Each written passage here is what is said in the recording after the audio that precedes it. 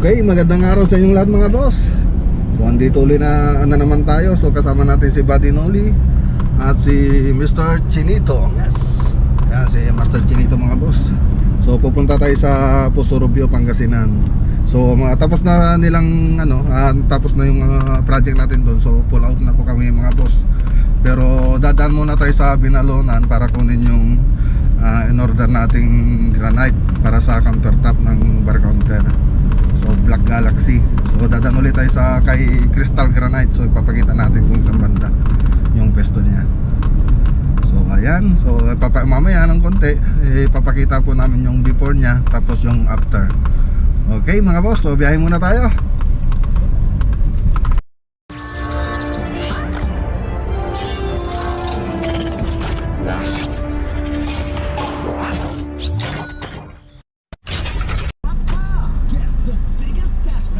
Pakita mo ulit yung placard nila. Let's go.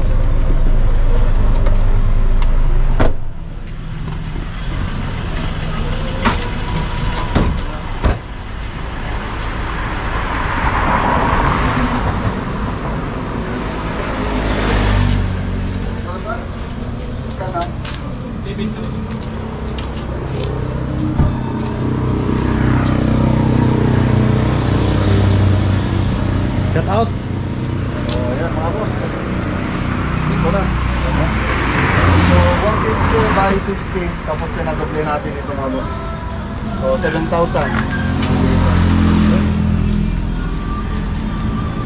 Ayan, tatanggapin na pa ng bayad. Bayad na siya.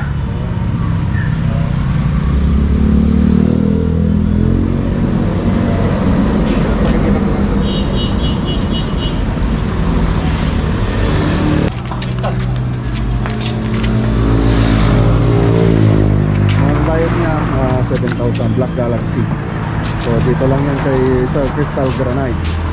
So nakita nyo naman yung contact number niya. So ito yung contact number niya. So kontakin nyo na lang siya mga boss. Ito ba yung lagi niyang ginagamit? Yung ginagamit niya lagi? Ginagamit ko, ayan, yan po. Ayan, so kontakin nyo lang siya mga boss. Kung gusto mo mag-order sa kanya o magpagawa ng countertop. Okay, so tara na. Sige sir, salamat ha. Isang spray data.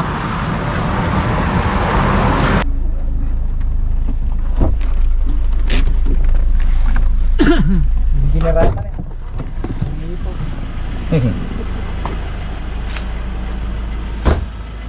Pabuhat na lang yun. Pabuhat kasi sa gitna. What's up mga guys? Yun, matanda na sila, pauwi. Yun.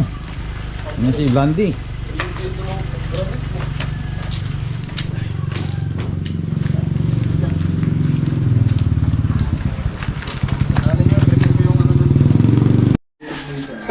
Tangilo, paaway-kaway ka pa dun eh. Ay, magsalpak ito ah, mag-akin ako sa mga dyan. Extension yan, meron. Okay ka, tanggal na. Sige. Asan yung spatula? Palita na lang. Abit ko siya. Oh, palita. Hindi tayo Dalawa. pupunta yung palita kanina. Yan pa nailusot doon. Hindi, lagyan nyo na lahat yan. So, Marine Epoxy mga boss. Gamit natin. Kaya wala akong damit. Pioneer, Marine Epoxy. Bakit? Masaya ko pa naman ah. Diba, sa vlog yun. Ba't kami yan ka?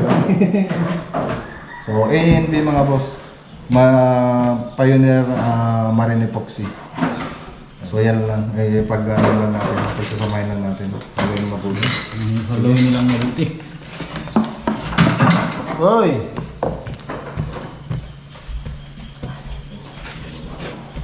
Ano na?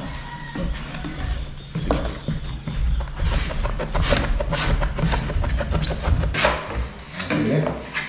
Go! Right! Dito ka para sa ano ba? Yung style kanina ano? Dito na Doon natin. tignan mo. Okay, angat. Yung style kanina. Pinalagay ka ba? Oops, okay. Ito. Magbitawan na. Okay, yung pwesto nyo. Tama Gusto mo po yung pwesto nyo dyan. Yung kanina. Adjust. Wala pa, hindi pa nakapo, ano dito, gano'n mo. Yan, okay na dito. Ito, hindi pa nakapo. Yun. Okay, ito na. tatak. Oops. Sobra. Okay, ganyan mo bro. Ganyan mo. Yan, good. Kabila pa. Yan. Okay na. Okay na.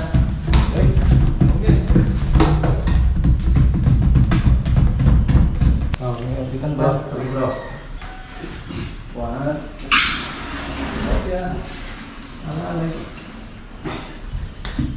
Wala pa punta dito sa bintana. Okay, so andito na tayo mga boss. So, tapos na lang itong bahay mga boss kay Sir Ramon Butay Valenciano. So, siya yung may-ari ng bahay na ito mga boss. So, shoutout sa iyo sir. So, wala siya ngayon kasi nag-swimming daw yata mga boss. So, matatapos na kami rito. Ay, tapos na kami ngayon dito mga boss. So, tingnan natin mga boss. Siyempre, bago natin pasukin yung loob, ipapakita ko muna sa inyo yung before niya. Okay?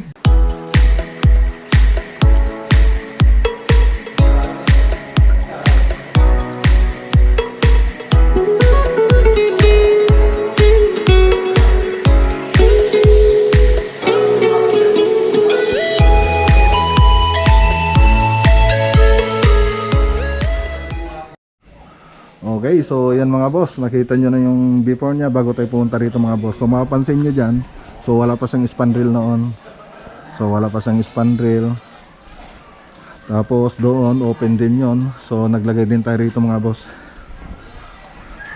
So tinakpan din natin dito sa gilid. So may spandrel na siya. So yung spandrel na to, kinuhahan natin ito sa Dennis Steel. Itong spandrel na to. Tapos naglagay na rin tayo ng kisame doon sa loob. So papasukin natin yan lahat mga boss. So siya nga pala, nabanggit ko nung nakarang video na may papagawa pa si sir dito sa labas. Kaya lang kulang na yung panahon ni sir. Kasi ilang araw lang siya dito mga boss. So sabi niya tatawag na lang daw siya uli. So dito, so pipilaw rin siya. So nasa kanya yung mga boss kung kami pa rin yung pagtatrabahin niya rito, o kaya kahit ipatrabaho niya sa iba, okay lang sa amin. Kasi kung may patrabaho niya sa iba, maano natin yung mga ibang pila, maasikaso natin. So maganda rin na ipatrabaho niya sa iba para mas makarami tayong magawang bahay. So hindi lang sa ditong project tayo nakapokus. So okay din sa amin na kami uli yung tawagin niya rito. So wala rin namang problema. Basta pila lang siya mga boss. Pipila lang siya. So maraming salamat pa rin kay Sir Ramon Butay at kami yung pinagkatiwalan niya na gumawa dito sa bahay nila mga boss. So maraming salamat sa kanya. Siyempre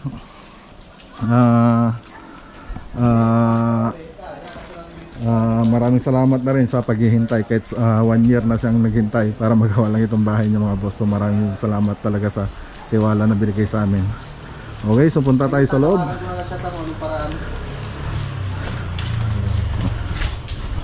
Okay, so dito tayo sa loob mga boss.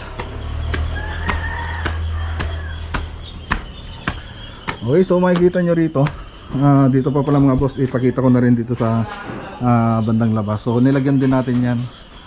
So dito wala rin yan dati nung punta tayo rito. So wala rin ito mga boss. Open lang ito dati, itong side na to. So hindi ko lang makita masyado mga boss dito. So wala yan. So naglagay tayo ng hard deflex dyan.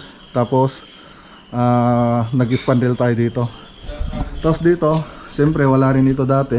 So nilagyan natin ng kisame pagkatapos natin lagyan ng hard deflex na pang dyan sa labas niya. So dito gypsum board na yung ginamit natin dito. Tapos kinulayan natin ng chocolate brown ng Davis. Tapos yung cornisa na ginamit natin dito mga boss, mga lang yan, mga pinangkulay natin dyan yung semi-gloss yung ginamit natin pang kulay dito. Tapos dito chocolate brown ng Davis. Tapos yung mga ceiling natin sa loob, flat latex lang ang ginamit natin. So Davis pa rin mga boss. So ayan, ang ginawa ko dito may groove lang. So maganda siyang tingnan mga boss, may groove yung mga ginawa natin dito. Okay, so punta na tayo rito sa loob. So ito na mga boss, ang ganda na. So hindi lang sila nakapag-ayos ng mga gamit kasi katatapos lang namin, itinambak muna ni Sir dito yung mga gamit nila, hindi pa sila nakapag-ayos. So wala pang nakatira dito mga boss. Okay, so dito ano ko rin sa inyo kung ano yung mga ginawa namin dito sa loob. So dito wala rin ceiling ito. So wala rin pintura. So wala rin kornisa, syempre. Yun ang ano dito. Tapos dito wala rin yan dati. Ito. So makikita nyo naman doon sa video. Okay, dito sa salas, maliit lang kasing space. Ang ginawa ko rito, double cove light. Tapos naglagay tayo ng mga kornisa. So yung napili nilang kornisa na gagamitin dito, yung model na 85. Tapos nung sa taas, yung model na 45. So yan siya yung 45 mga boss. So 85 doon, tapos 45 dito. Tapos naglagay rin tayo ng ceiling rose. So yan yung ceiling rose natin mga boss. Okay, tapos yung mga ilaw dito katulad nito, so tricolor din yan mga boss. Tapos pati yung nandun sa kusina, tricolor din yan mga boss. So ito lang hindi yung tricolor, tong drop light para dito sa bar counter. Tapos yung mga strip light, tapos yung strip light na to, yung makikita dyan sa gilid, tricolor din yan, warm white, daylight, tsaka white. Pati itong pin light na 6 watts.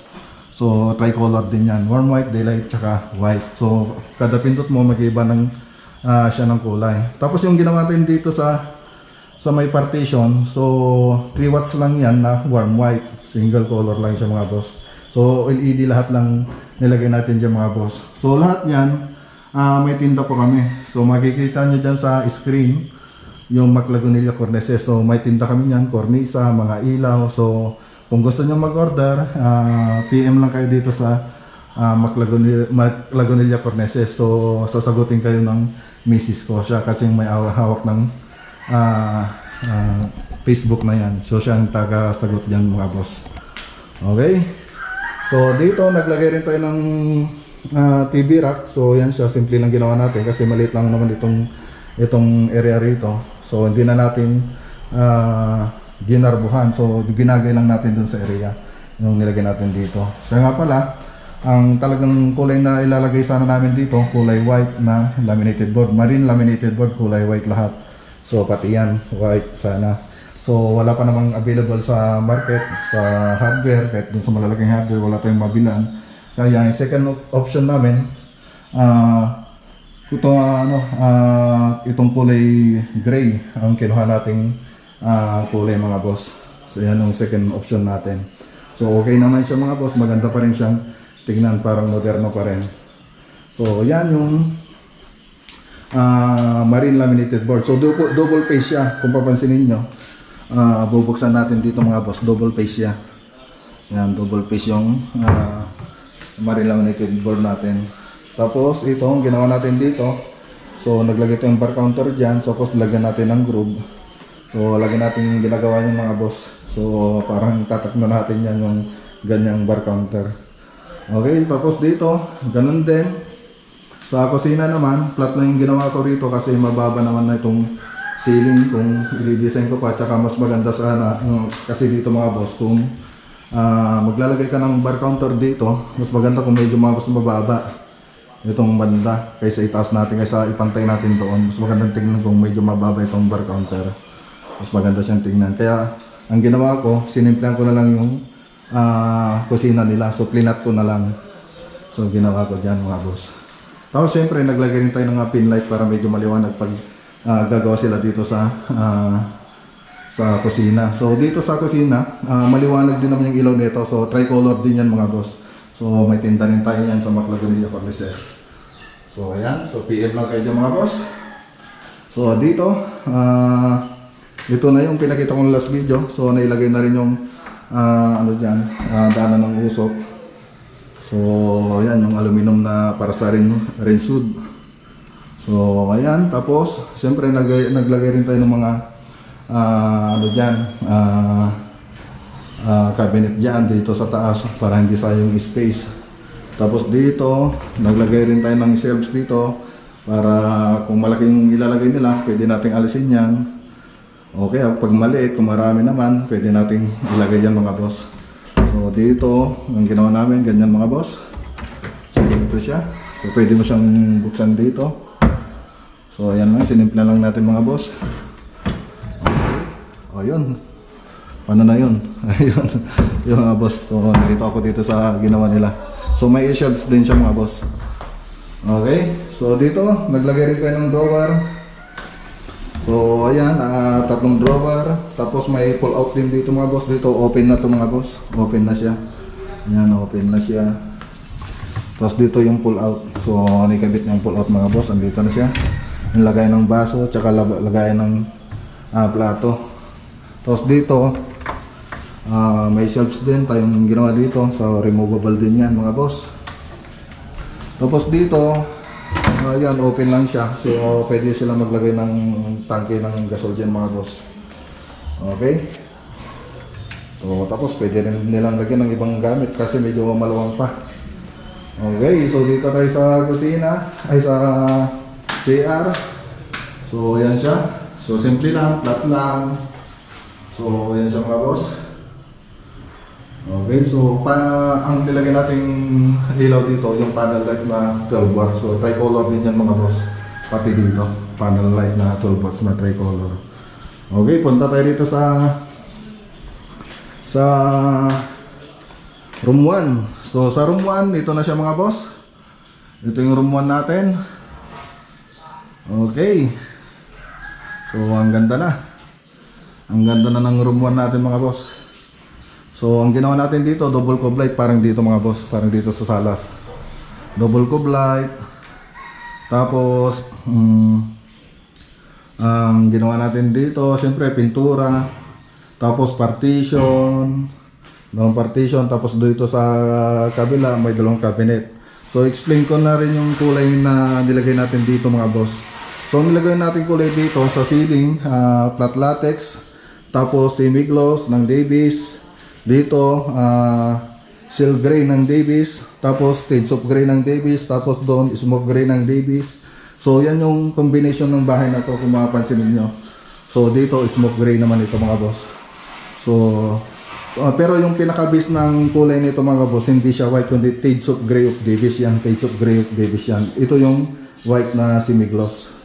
Siyempre naglagay din tayo ng baseboard. So makikita niyo diyan may baseboard dito. So, pakita ko sa inyo ng malapitan. So, ayan, yung baseboard natin. So, sa Maclagunilla cornices, pwede rin kayo mag-order niya mga boss.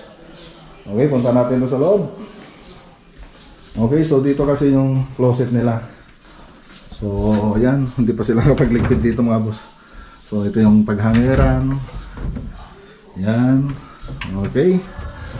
Tapos, dito sa kabila, puro shelves na lang. So, dyan ilalagay yung mga tinuping damit. Okay, tapos lagay rin tayo ng mga drawer. So ayan yung drawer niya. So 4 na drawer ito mga boss. So yung itsura nito, lahat ng kwarto ganito itsura niya. Pati ito ito sa kabila mga boss. Ganun din itsura ng pattern ng ginawa nating cabinet. So tapos mapapansin nyo dito sa baba, pinaikot namin yung baseboard. So umiikot siya doon. So ayan, so hindi pa sila nakapagligpit dito mga boss. So kaya pasensya na kayo kung hindi pa naligpit yung mga ibang kalat. Wala pa kasing timitira rito. So dito tayo sa kabila mga boss. So dito sa kabila, ayan, nandito na tayo. So isara natin yung pintuan para makita natin yung kabuhan ng para gumanda ng konti. Mas maganda sana kasing i-video ito kung medyo gumagabi para litaw lahat ng ilaw natin. So ngayon hindi pa natin mapapansin mabuti. So ayan, so naglagay tayo ng cove light dito. Cove light din yan hanggang sa baba, hanggang doon. Cove light din yan, tapos pati ito, cove light din siya. Parang silang yung ginawa natin dito. So dito kasi magiging headboard ng kama nila mga boss. Tapos naglagay din tayo ng partition.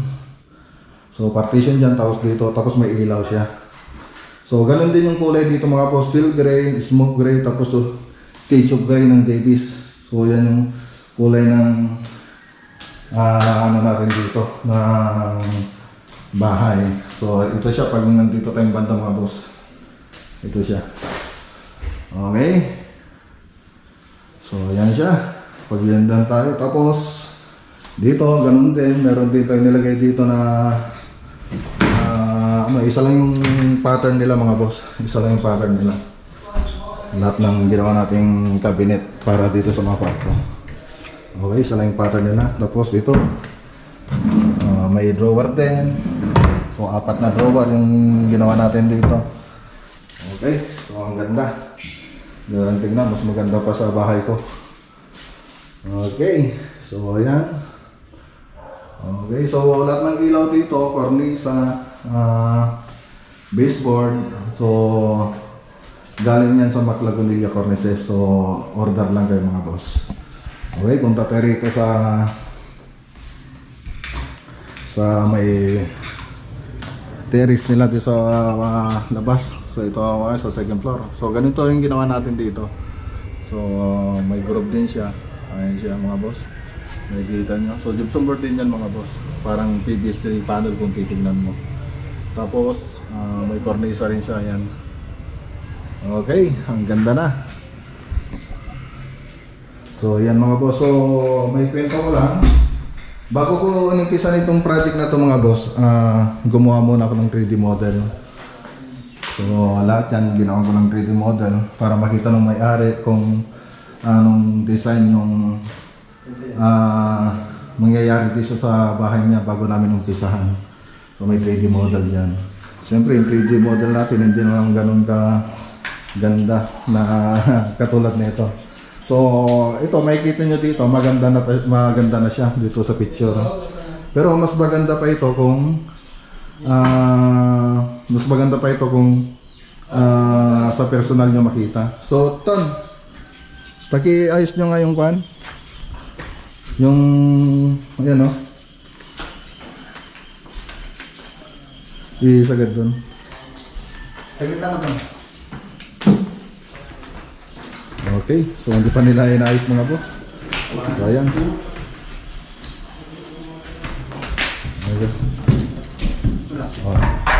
Okay, so ayan, yan yung tsura niya mga boss. So ang ganda na. So si Tonyo pa nga pala ang gumawa rito, ang nilagay kang foreman. Kamusta pa? Ayan, so kung gusto niyo siyang tawagan, so makikita niyo sa FB page sa screen yung FB niya. So ayan mga boss, so may kusap lang siya mga boss. So ayan, so maraming salamat doon sa tropa ni Ton. So si Ton nga pala, sa hindi nakakalam, isang taon siya nag-training sa akin. So hindi pa ako nag-vlog noon, nagkatrabaho na siya sa akin. Tapos yung last na naging project niya, na nakasama namin siya doon sa Marilao. So andun kaming lahat. So sa Marilao yung last na magkakasama kami noon sa Marilao, Bulacan. So kailan lang yun. Tapos ngayon, tinawag ko ulit siya rito para i-handle itong project natin dito. So maraming salamat sa team ni Tom, sa mga Antipolo Boys, tsaka sa Marikina, taga Marikina. So maraming salamat po sa kanila mga boss sa tinulungan tayo dito sa project natin dito. Siyempre hindi naman ako tatawag basta ng gagawa kung hindi ko naman alam yung quality ng trabaho nila. Siyempre mas maganda pa rin kung mismo ako yung nakakalam ng trabaho nila, kasi ako mismo yung nagturo sa kanya para sa gamit itong mga project. Ako mismo yung nag-train sa kanya. So kaya malaki yung tiwala ko na maganda yung kakalabasan ng project natin. Okay, so yan lang muna mga boss. So yan mga boss, sana mag-subscribe na kayo. Ayan, mag-subscribe na kayo mga boss sa project natin. Ay, sa YouTube channel natin mga boss. Subscribe na kayo. So medyo nawawala ako. So sa mga magpapa-shoutout nga pala, so sa next video na lang na natin babasahin mga boss. So hindi ako nakapag-ready, hindi ko na nailista yung mga magpapa-shoutout. So siyempre kasama natin sila Badinoli dito. Nandito sila, tsaka si Master Chinito. Ayan, so sinaman tayo rito sa project natin ito mga boss. Okay, so sana nakatulong ito sa mga nagpapabahay dyan at sa gustong gumawa ng ganitong project. sana nagkaroon kayo ng idea. Kung gusto nyo makita yung ibang design natin, so pwede nyo pa rin pasyalan yung ibang videos natin. So bawat project kasi meron akong nilalagay na mga bagong design. So tingnan nyo na lang, pasyalan nyo na lang yung mga videos natin mga boss. Siyempre huwag nyo mo rin kalimutan na manood lagi para ganahan naman kaming gumawa ng mga ganitong video mga boss. Okay, so ayan. So wala lang akong masasabi. So maraming salamat nga pala kay Sir Ramon Butay Valenciano. So siya yung may-ari nito dito sa Pusorobio. So hanggang dito lang yung video natin mga boss. Ingat po tayo lagi at God bless.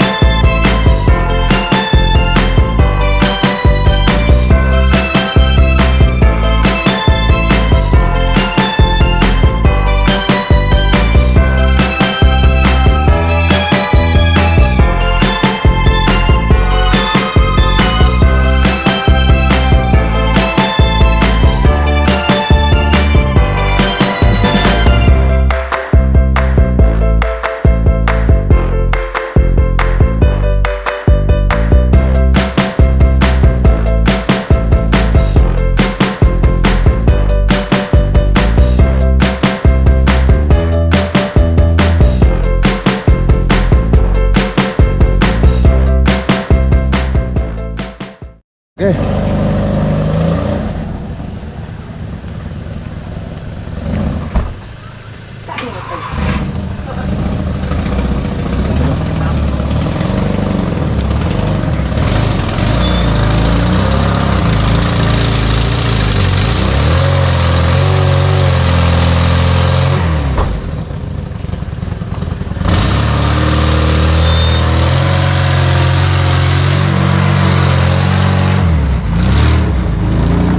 Bye-bye!